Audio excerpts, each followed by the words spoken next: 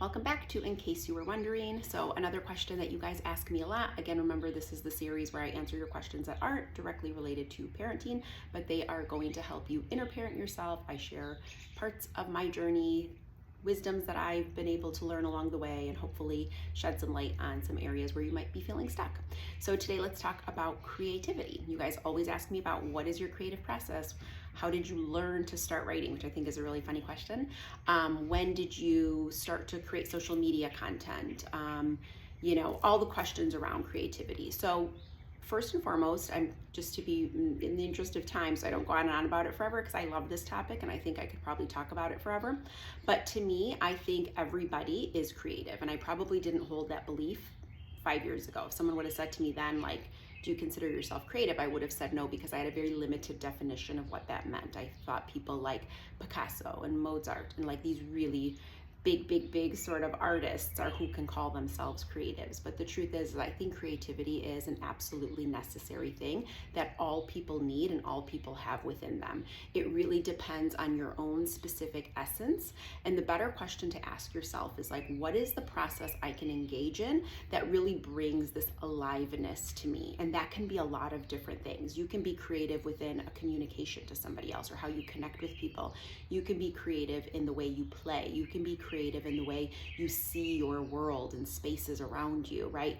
You can be creative in the way you write or the way you speak or sing or come up with, it might be poetry, but there are a lot of different ways we can be creative. It doesn't require us to sort of isolate and become Hemingway and to only kind of get these ideas and then we're totally can call ourselves a creative.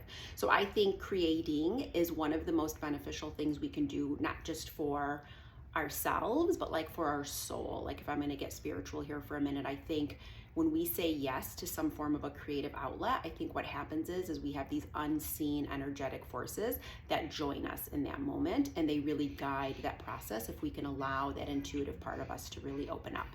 So back to my process, there are a few things that I do. I want to give you guys tangible tools. So like one, if you're saying to yourself, I don't think I'm really creative, like I don't really have anything that I would consider to be creative, I'd love you to just take stock of like, what are some things that make you feel alive? What are some things that excite you? Do you love to sort of get in the kitchen and cook a really beautiful meal? Do you love to set beautiful table? Do you like to take really cool pictures?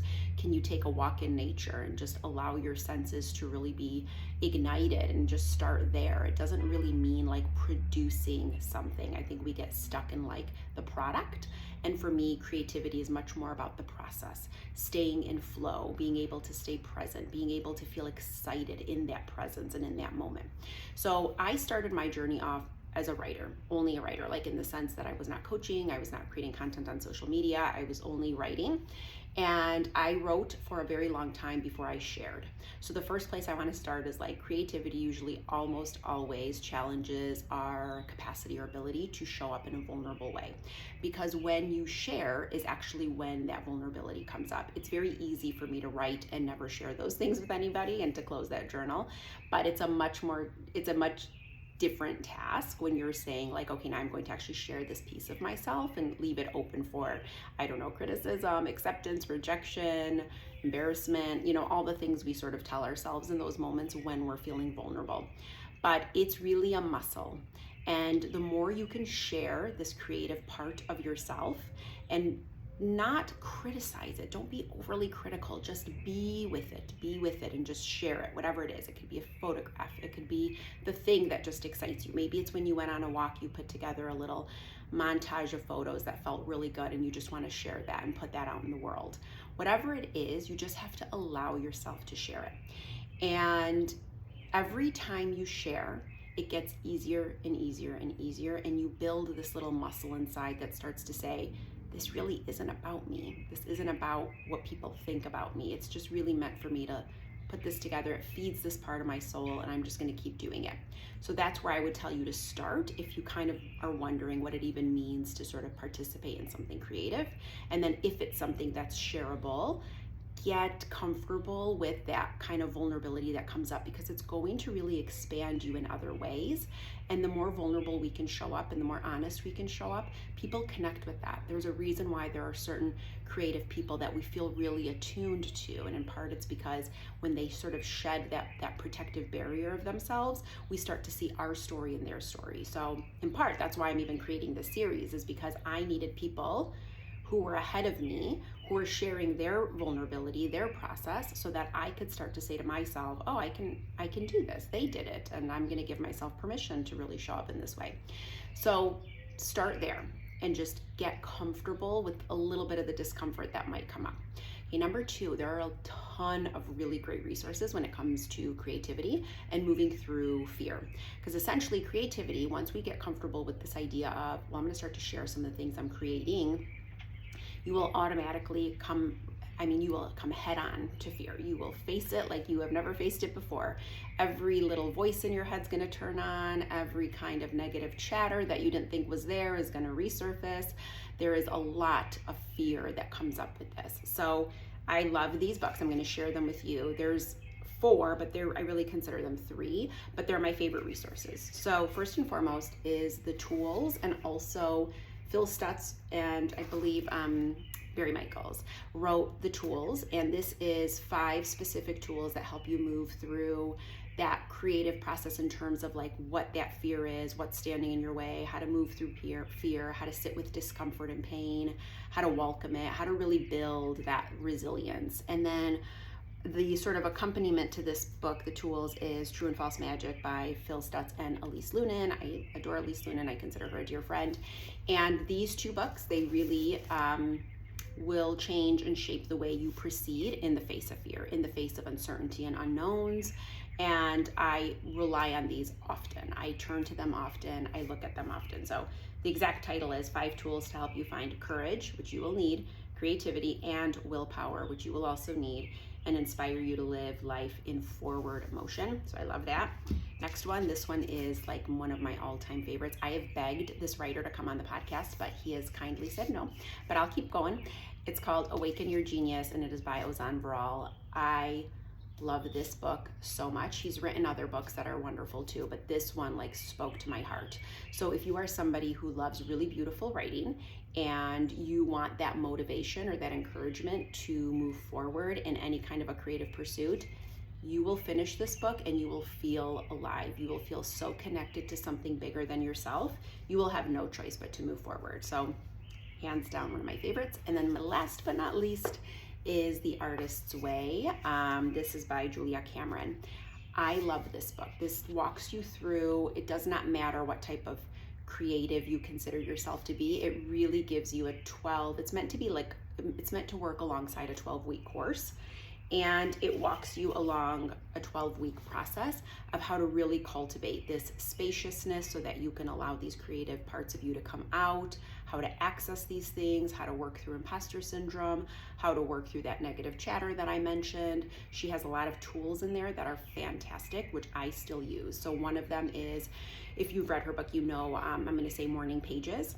Morning pages is a ritual or a process that you engage in every day. Right when you wake up, you just freely write 3 full pages, and it can be complete nonsense. It's not meant to be shareable. It's not meant to be seen. It's really just meant for you to have like a brain dump, like a way of completely emptying yourself, a way of completely just, getting, kind of cleaning things out is what I like to think of it as. Now in the process, I've been doing morning pages for 6 months, every single day. I will tell you what's happened is my intuition has grown exponentially. I'm already consider myself a very intuitive person, very connected to things that I can't necessarily see or touch, but I feel it. That's why I think I've been able to work so successfully with kids for as long as I did. In part, it's because I could sense and feel what they needed. And I will tell you that morning pages has transformed like me as a person. Just going on and writing and having this way of draining what needs to be drained allows me to stay open to more creative ideas, more processes, more things. So that's sort of where I would start, but that's my creative process. So some of the things I do in my daily life just to help it are every day the journaling. I really run things through my body. I know that sounds funny, but If I get an idea, I sort of sit with it. I don't rush to answer, and I sort of feel like, what would that feel like? Would I want to create this thing? Would I want to write this poem? Do I feel like I have the words? Let me just think on this, and I give things space. And as I do that, I really trust that process, because within whatever period of time, I'll see pretty quickly, like, don't do it, or, oh my gosh, definitely do this. This feels like a full body yes. So that's another tool. You want to just really work through it. And I would say welcome creativity in, because a lot's going to come up for you in terms of like fear and insecurities and things like that. And I think it's a really beautiful, gentle way of helping you work through that and nourish that part of yourself, so you can heal those pieces and show up in the way that the world really needs you to. And even if you decide not to share it, there is something in accessing that really present state that will have such a positive ripple effect on your day. So in a nutshell, everyone is creative. Figure out the thing that lights you up. Doesn't have to be like fireworks or anything like that, but what just brings you some presence, some excitement, and some aliveness. And just little by little, go ahead and do that. I worked with a ton of life coaching clients. I also do life coaching on the side. If you're interested, you can email me. I do what's called transformation sessions, and creativity is a really big part of it. There are so many people who have let that part of themselves remain completely dormant.